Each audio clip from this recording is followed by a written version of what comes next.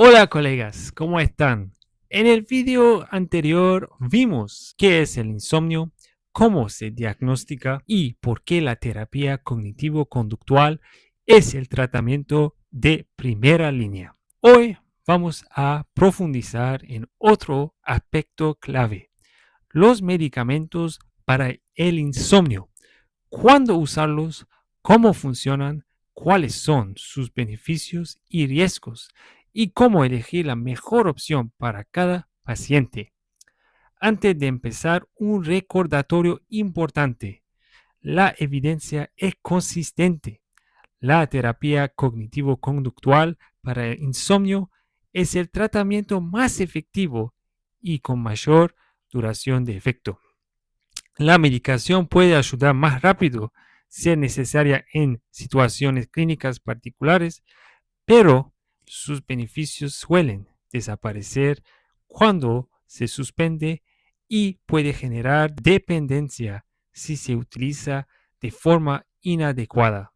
Con eso claro, ahora sí podemos revisar las opciones disponibles. Benzodiazepinas y Z-drugs, agonistas del receptor GABA-A. Comencemos con los fármacos más comunes. El mecanismo, explicado de forma simple. Estas moléculas potencian el efecto del GABA, el principal neurotransmisor inhibitorio. Al fortalecer ese freno del sistema nervioso central, disminuye la activación cortical.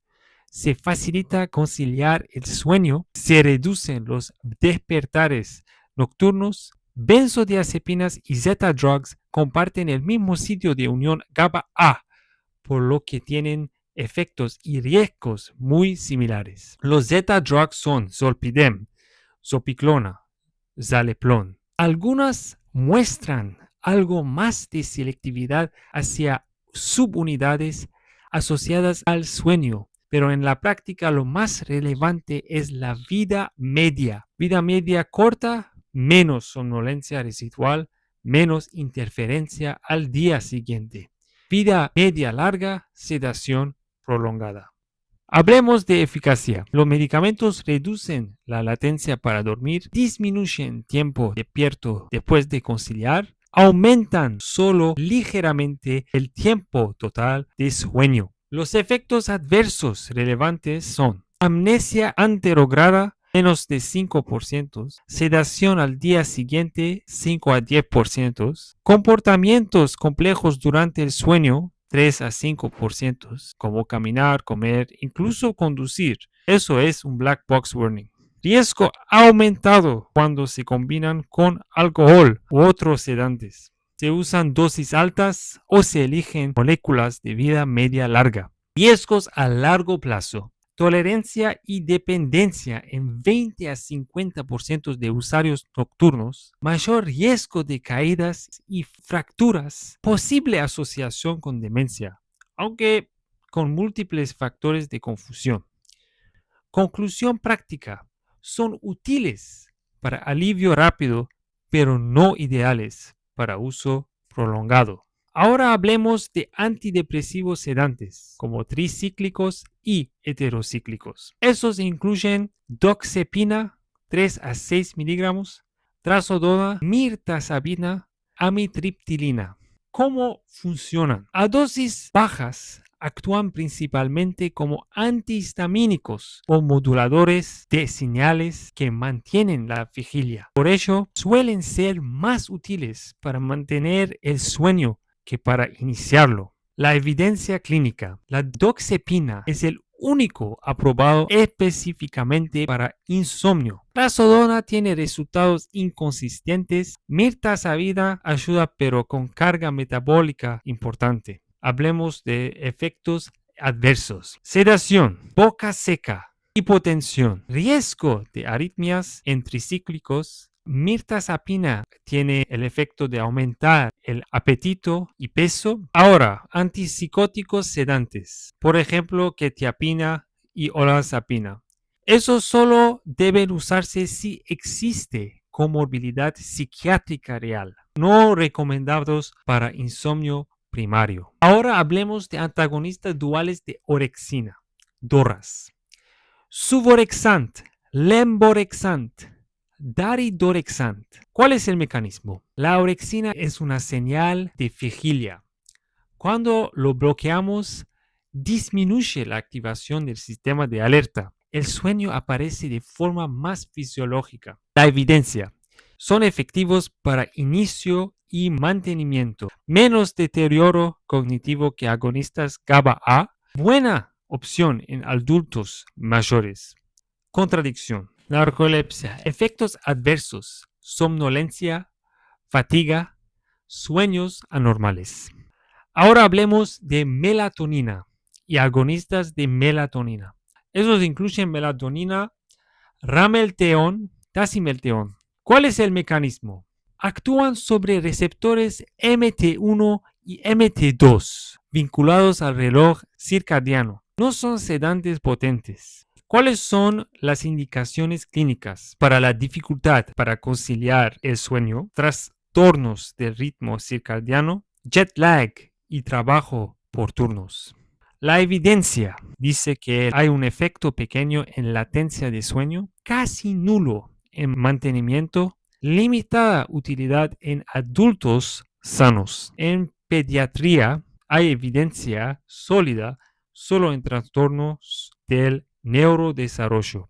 Ahora hablemos de antihistamínicos: difenhidramina, doxilamina, hidroxicina. Problemas principales: hay evidencia débil, uso extendido por disponibilidad, efectos anticolinérgicos marcados, riesgo de deterioro cognitivo y demencia con uso crónico. No recomendados para insomnio crónico. Ahora, gabapentinoides, gabapentina y pregabalina. Rol real: no son hipnóticos, pero útiles en dolor crónico, útiles en síndrome de piernas inquietas, aumentan sueño profundo, pero causan somnolencia, mareos, ataxia. Cannabis, CBD y THC son usados frecuentemente, pero hay evidencia baja.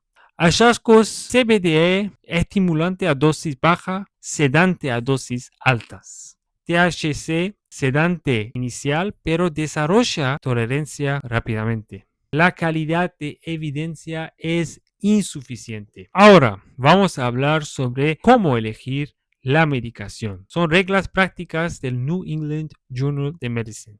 Opción 1: benzodiazepinas y Z-drugs.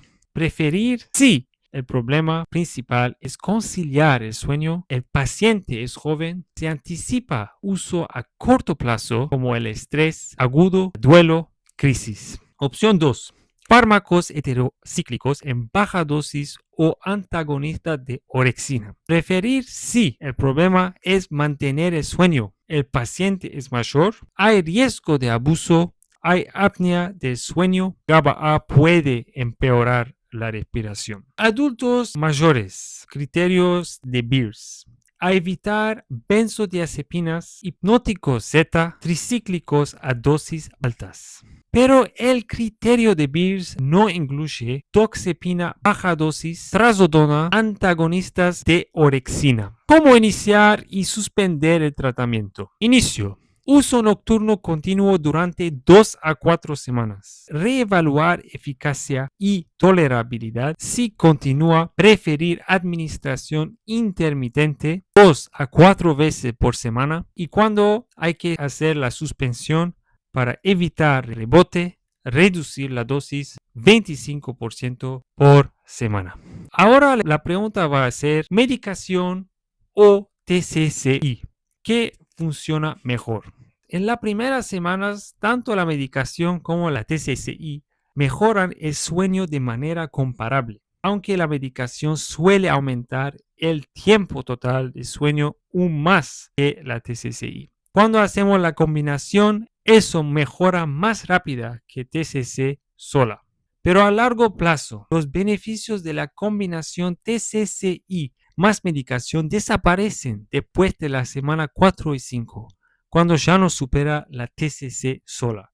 La TCCI produce beneficios mucho más duraderos que la medicación o la combinación. Cuando los pacientes reciben medicación junto con TCCI tienden a adherirse menos a las recomendaciones conductuales, probablemente porque la pastilla ofrece un camino más fácil. En resumen, los medicamentos para el insomnio tienen un rol importante, pero deben usarse con cuidado en el momento adecuado y dentro de una estrategia clara. Las benzodiazepinas y Z-drugs son útiles a corto plazo. Los antagonistas de orexina son una excelente alternativa para mantenimiento, especialmente en adultos mayores, y los antidepresivos sedantes pueden ayudar cuando el problema principal es permanecer dormido. Pero el pilar de tratamiento sigue siendo la TCC para el insomnio. Gracias, colegas, y nos vemos en la próxima.